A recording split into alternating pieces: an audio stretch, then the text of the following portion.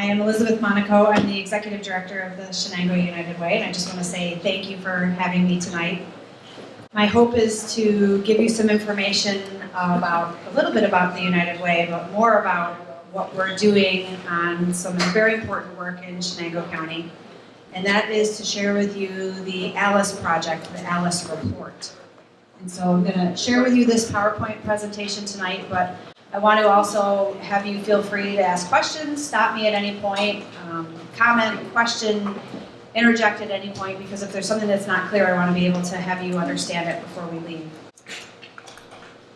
So ALICE.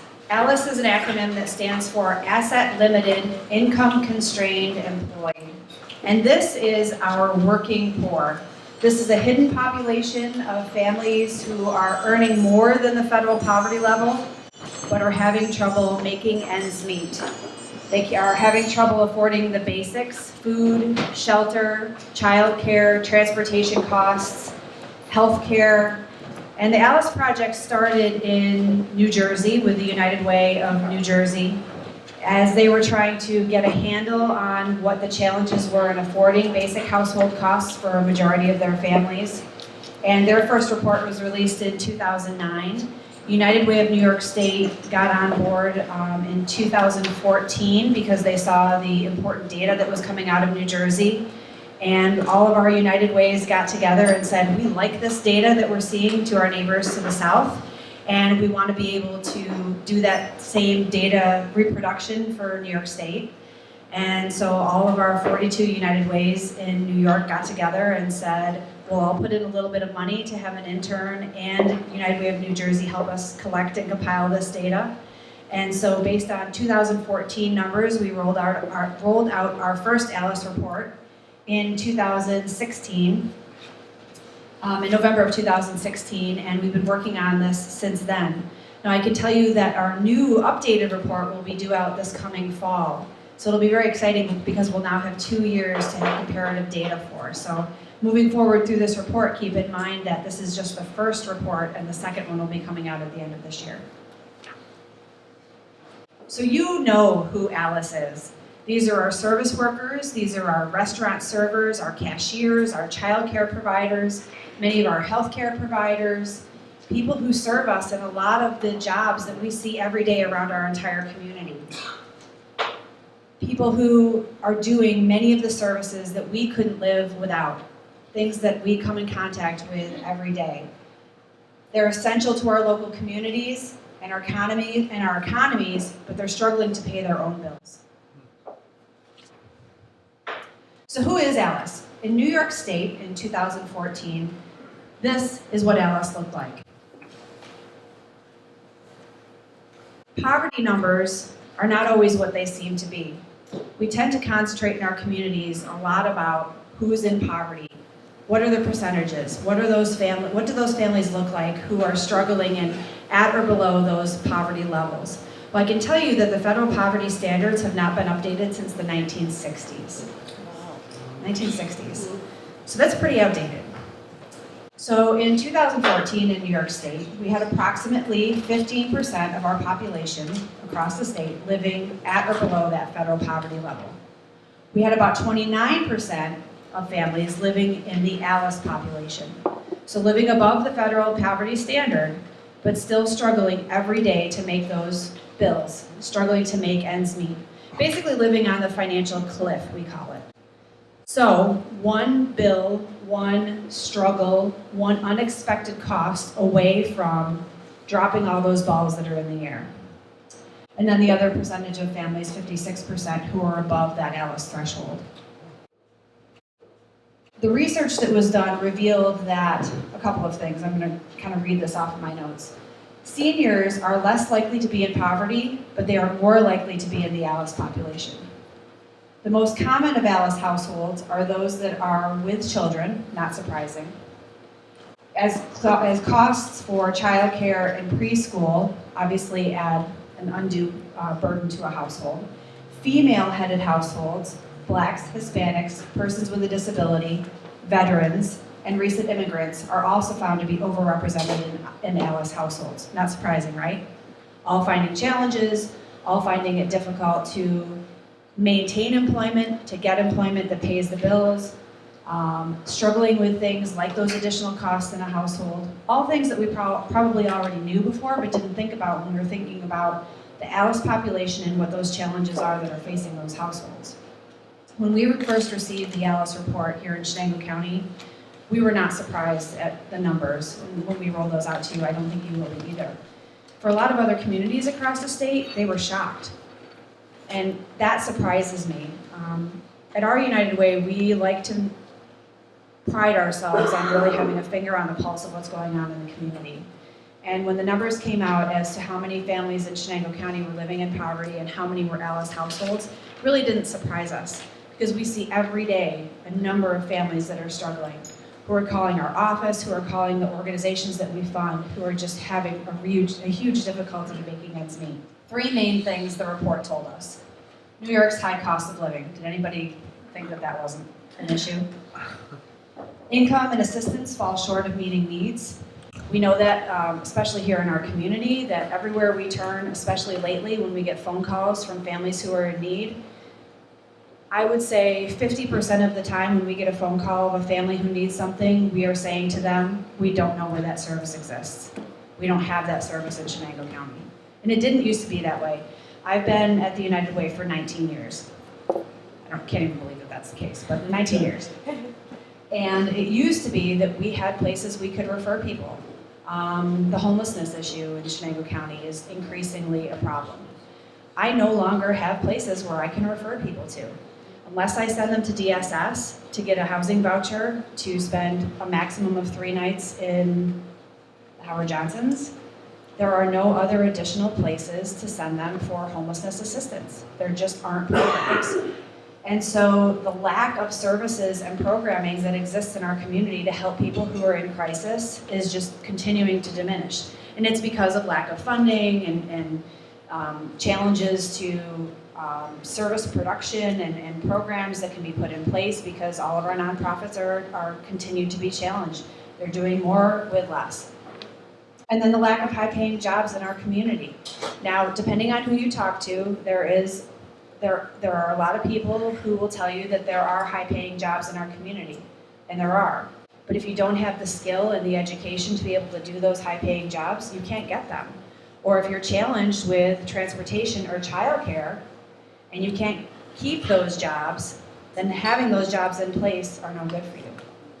So these are some of the reasons why an Alice population exists in a community. So let's talk about New York's high cost of living. So a household survival budget, and this will get to some of your questions back. This is what a basic cost of living looks like when you're defining an Alice population. Sorry, go to the next one. And I know this is going to be a little bit difficult for you to see. If some of you have the PowerPoint on your table, you might be able to see this a little bit better. This compares monthly housing costs for New York State for a single adult, 2 adults with children. Now I'm having trouble reading it. And the percent change. This is what it looks like for a monthly cost by category for each of those 2 types of families. So if you look down at the bottom, you can see what the hourly wage needs to be for each of those 2 types of families. And this is for the total of New York State. Now this does include New York City. So a family with 2 adults and 2 children, a preschooler and an infant, need to make $31 an hour. Right now, the New York State minimum wage, now this is actually a little bit outdated because the New York State minimum wage is a little bit higher right now. That family needs to make $23,550 as a family. That's a lot of money. Those costs up above are what they are paying for each of those categories. Look at the childcare cost. Do you see how high that is? That's pretty high. Now that's a New York State average. Let's go to the next screen. I'll show you the Chenango County numbers. These Chenango County numbers are based on actual costs. Now keep in mind this is 2014 numbers. These are actual costs for 2014 for a single adult and a family with 2 children. an hourly wage of $27.97. That's a lot of money. That is the threshold that is keeping that family in the Alice population. Childcare costs, huge. Housing, $637. That's how much they have to pay. Do you know how much families are actually paying in Chenango County for housing right now? If they want to go out and get a 2-bedroom unit for rental property? Anybody have a guess? 700. At least 700. Plus utilities. And plus utilities, and that's a pretty much bottom of the barrel unit. So just on an aside, we have gotten in the last 2 weeks at the United Way 5 phone calls on bed bug infestation. So I don't know what's going on with that, other than we're seeing a large number of families now calling about that as a crisis and nowhere to refer them. So this is a problem because families are having difficulty surviving on this kind of budget. These costs are very high, and this does not allow for any kind of additional, let me read you some of this. It's important to note that this family survival budget leaves little room for extras. The 10% miscellaneous may be used for things like toiletries, cleaning supplies, work clothes, phone service, which is not included in the rent, or a cell phone, which is used as a home phone, cable, automotive, or appliance repairs. There is no room for dining out, movie tickets, travel, a financial indulgence like holidays, a new television, even a bedspread, or any type of savings, leaving a family vulnerable to unexpected expenses such as costly car repairs or health issues. Which means you get a flat tire, you have an unexpected medical cost that occurs, somebody gets sick, all of a sudden there's a crisis. We're mostly finding that transportation issues and childcare are the number 1 and 2 issues that Alice families are facing when it comes to employment challenges. All of a sudden, there's 1 car in the household and a crisis occurs with that vehicle, and now 1 or both adults in the household can no longer get to work. Now all of a sudden, employment is in jeopardy. They're challenged with retaining that position. Now everything's in a challenge. So let's look at income and assistance falling short of meeting needs. Okay, let's move forward a couple. Yep. So big gaps remain. Alice households, even though they work, often need assistance in meeting their most basic needs. Even with assistance, many households will fall short, and they struggle the most with childcare, housing, and transportation. The largest gap in resources exists in childcare. A family with 2 children will spend roughly 26% of their budget on their childcare costs. And in Chenango County, a large percentage of our families are receiving non-certified childcare because it's so costly to have your childcare provider go through the certification process, costly as far as time and costly as far as resources and financial contribution, that many of our childcare providers are not certified. So families are relying on grandparents, friends, whoever they can find to provide childcare.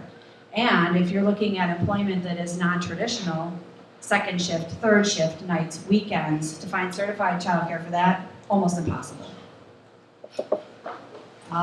Many Alice households are also housing burdened. While in the Alice survival budget, housing accounts for 18% of the budget, the reality is that 55% of renters and 31% of homeowners pay more than 30% of their income on housing. Alice also struggles to find affordable transportation to work, because then they're in Chenango County, there's the additional issue of public transportation. If anybody's ever tried to take public transportation to get anywhere, to do anything, you know what a challenge that is. Now, just to give them a little props, we are trying to improve public transportation in Chenango County. A study has been done through the planning department.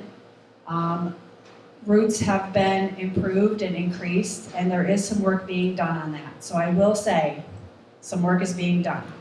Hopefully it will continue and be improved, but there's always, more improvement that can be done. But when families are primarily relying on 1 personal vehicle, and our community is as large and as rural as it is, transportation will continue to remain a problem. Lack of high-paying jobs. So you know Alice. Low-income jobs dominate New York State and Chenango County's economy right now, and that's expected to continue. We don't see that changing anytime too soon. Services that Alice providers provide are essential to the New York economy, but they do not pay enough to afford all of our states and our counties' high costs of living.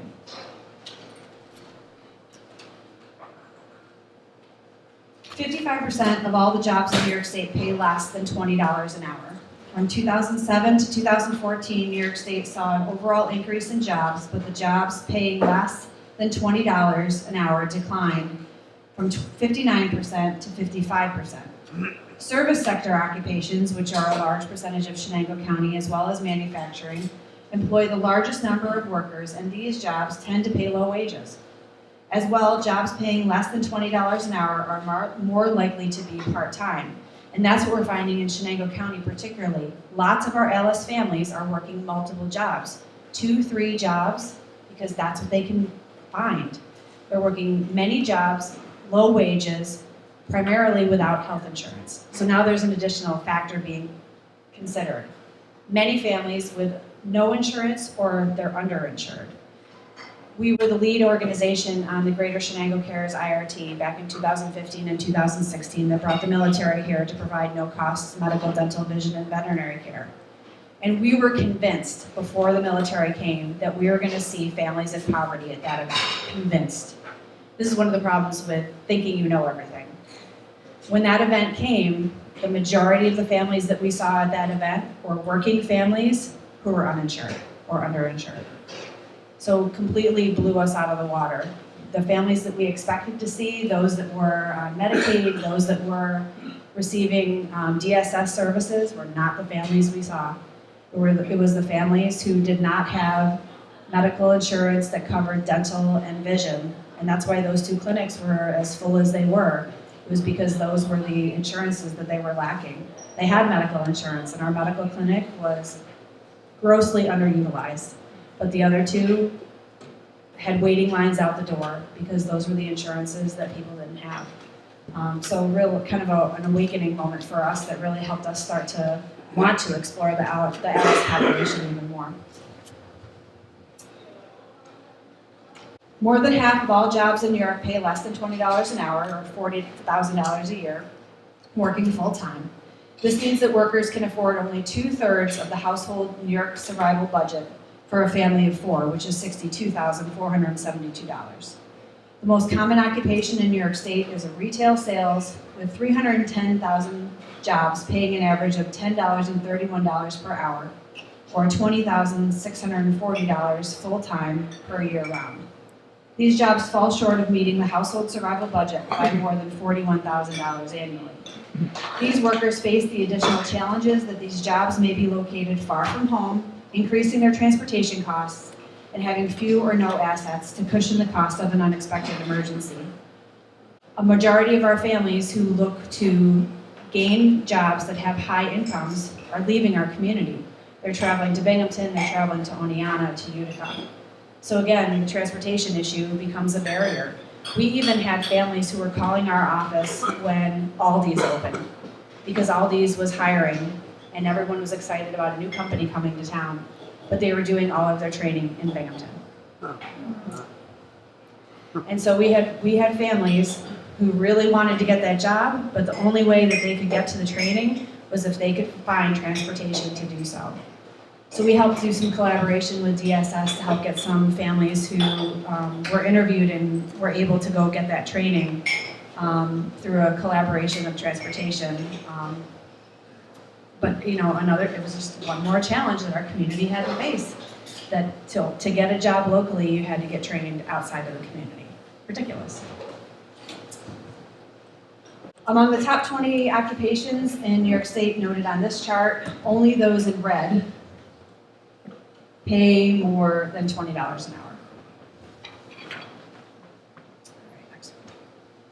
Asset limited. So here's the other thing. Our Alice families are not saving hardly anything. Alice has very little by way of assets to fall back on in an emergency. Asset poor, as defined by the Corporation for Enterprise Development, is defined as not having enough net worth to subsist at the poverty level for more than 3 months without income.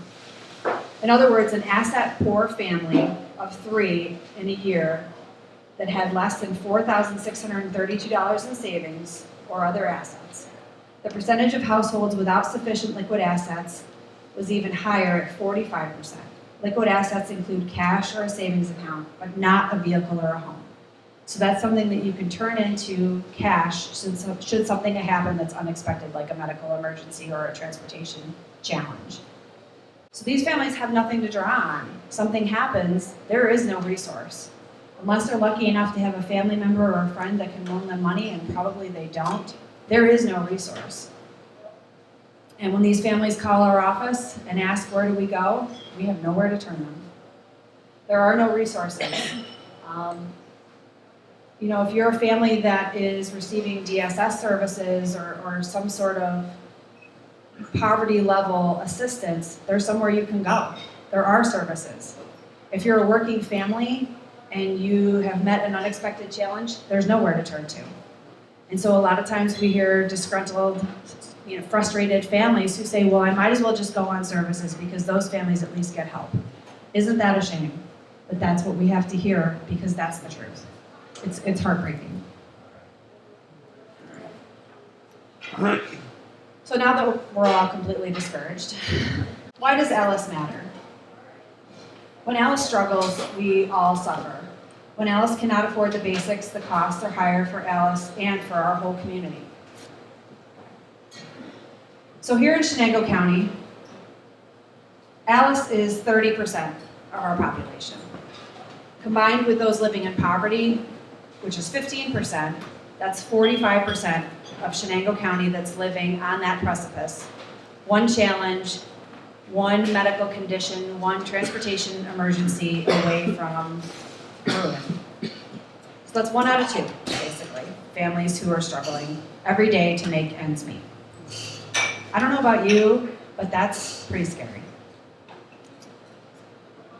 So what are the consequences?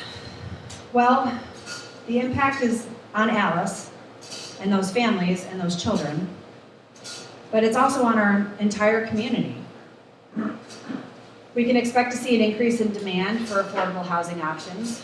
Across the state, children of color and low-income students are performing lower on test scores throughout K to 12. We're having lower high school graduation rates. Nationally, the difference in lifetime earnings between high school graduates and those with a bachelor's degree is estimated at $830,000. We know that children are struggling with literacy. We have a group that meets to talk about the issues of education monthly through United Way. Education, income, and health are our 3 national goal areas. And we talk about Alice in all 3 of those categories every month. And we see the impact of Alice on our children just in literacy.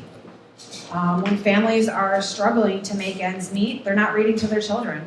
And our children are struggling, and they're not reading, and they're doing poor on their 3rd grade reading test scores. When we see families that are struggling to make ends meet, we see toxic stress in the household. And children that are struggling to figure out what to do with this stress, and they're acting out. And they're dealing with emotions that they don't know how to manage. We're dealing with parents that are needing emotional counseling at rates that we've never seen before. I could go on, but it's affecting our entire community. So how does United Way help?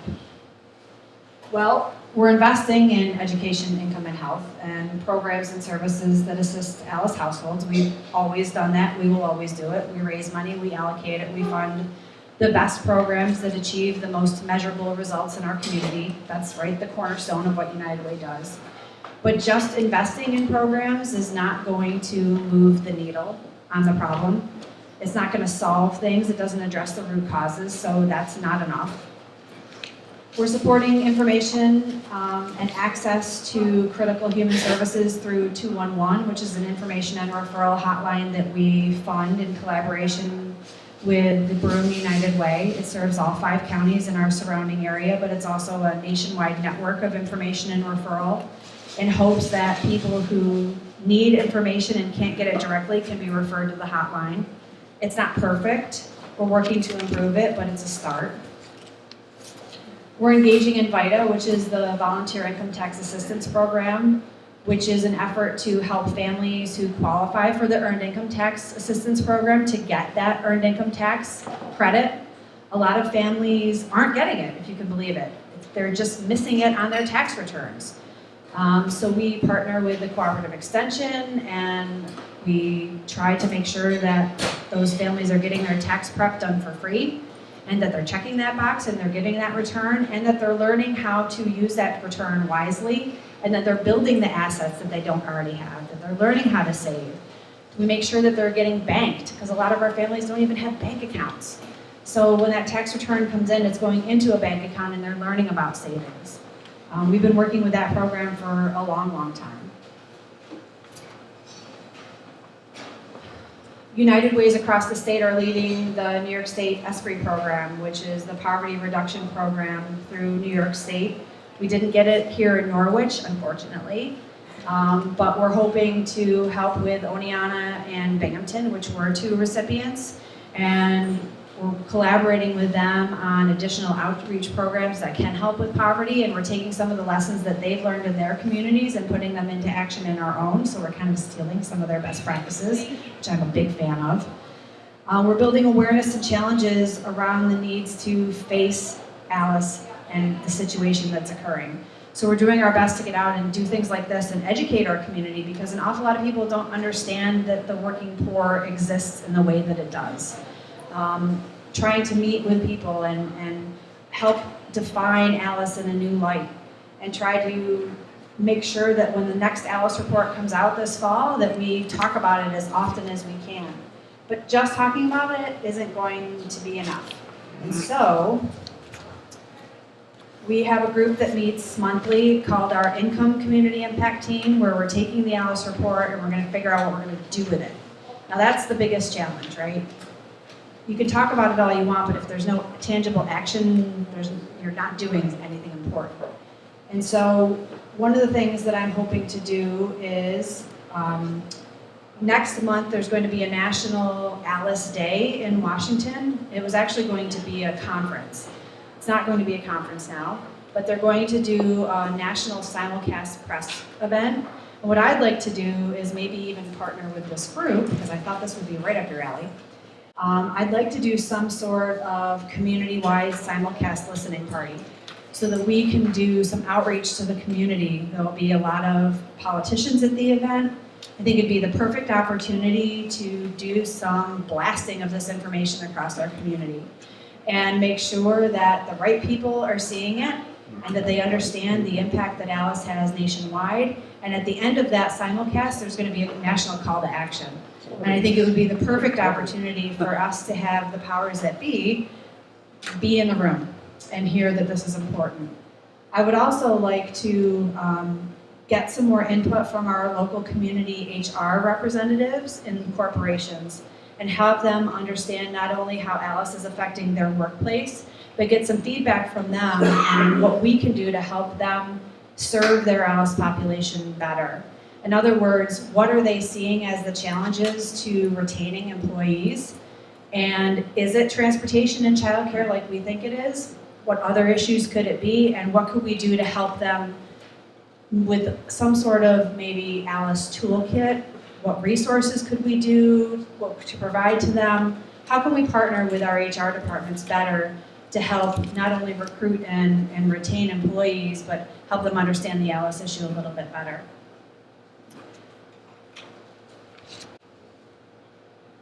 So I think this is not something that can be solved overnight by any means, but I think increasing education and awareness around the Alice issue is the way to go. And the more people that we can expose to it and the more we can work together as a community, the stronger our community will be in the end. Yes?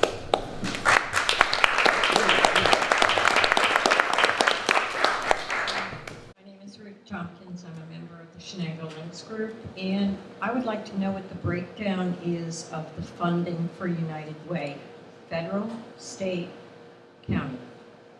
0, 0, 0. Where does your money come from? All donors, all individual people like you. Is that right? We're 100% donor funded in our fall campaign. Yeah, That's right. it's very frightening. Thank you for bringing that stress back up. I just ended a campaign. You don't survive in this world without money. So where does it come from? So we are 100% donor funded. There's only 2 staff that run our United Way, myself and Victoria Mitchell. We're it. We raise between $400,000 and $425,000 a year through the fall campaign. County-wide? Yeah, it's our entire county. Yep, because the programs we fund serve the entire county. So, 72% of what we raise comes from payroll deduction campaigns that we run in companies. So I go and I do between 50 and 60 presentations in the fall in front of employees, basically just like this, except I beg for money. I talk about what United Way is and then I beg, and people give. It's shocking. And so I do that in front of employees, and then they can give through payroll deduction at their work. So they give $1 a week, $2 a week, and it's all individuals. About 15% of what we get comes from corporate donations, which are matches on what the employee gives. And yeah, it's all raised in the fall campaign. We raise everything basically between September 1st and December 31st. In January, we have a volunteer board and people from the community who sit on review panels and basically review our allocation requests from the agencies, and they allocate it out in January. And is there any funding at all, like I think Cooperstown or the Clark Foundation, any kind of funding that we can reach out to, or? We get some requests. So the Community Foundation, depending on the year, if we have a special project, like the year we brought the military here, we applied for a special grant through the Community Foundation in Binghamton to specifically bring the military. Why didn't we get the grant that Oneonta got? So that was the governor. The governor chose. So it's political. Yeah, that is. Yeah. We apply for community grants when possible through community foundations and things like that, but we don't apply for government funding. No. Do you still do work with schools like you used to with Susan Ferdig? We fund the Youth Philanthropy Project in the Norwich and Sherburne High Schools, yes. Yeah. I don't run it anymore, the place runs it. Okay. I just remember. There's only one of me. Yeah, Susan talked a lot about that. Yeah, we ran that for 8 years to teach juniors and seniors in high school about philanthropy and volunteerism. Right. And then, because there's only one of me, I can't teach in the schools and run the United Way and run all these. Well, I don't know why you Yeah. So the board said we need to give that to an organization that can run it so that I can do this other stuff. Yeah. Could you name some of the organizations that you work with so they know? Well, so we fund 23 programs in Chenango County and 14 food pantries and soup kitchens with the money that we raise. But we also, Victoria and I, serve on the Chenango County Substance Abuse Task Force, so we're involved in that. The Building a Healthy Community Coalition. We convene and facilitate every month the income group, the health group, and the education group. The Dental Task Force. The Dolly Parton Imagination Library. Oh my gosh. The Emergency Food and Shelter Program. Yeah, it's a lot. The list goes on and on. Yeah, we try to have our finger in everything, if at all possible. We've had this conversation before. I know that you gave a presentation to the county board and it went south. I know after the staffs that come out in the fall, I would love to see the presentation to the full board. We have 2 supervisors here tonight, George Sennett from Guilford, Tom Grace from Columbus, and they're both supporters because they're here and they're active. But there are some supervisors that are far from the reality of what is going on in the county. And they make their information very well known. So when you do give a presentation, I would encourage all of you to come because they really do respond to numbers and support.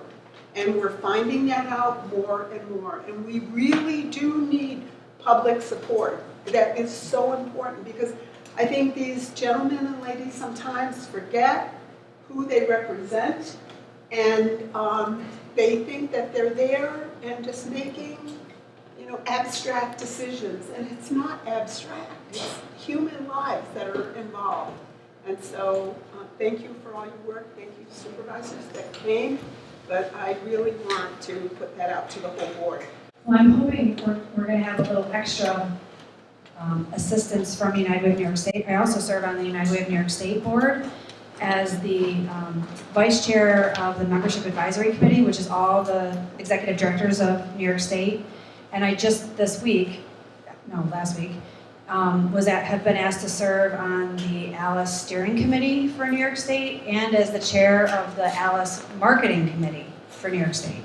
So hopefully we'll have some additional resources that we can employ for ALICE in Chenango County that we can bring to the board to help make our case even better.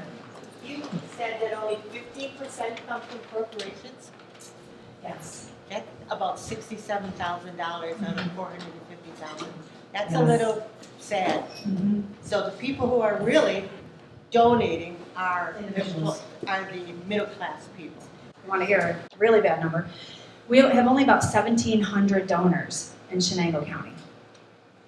Out of 51,000 people in Chenango County, we have 1,700 donors that make up that $425,000. And I know that Norwich can do better than that in Agreed. corporations. Thank you. I'm working on it. Thank you all. I appreciate it.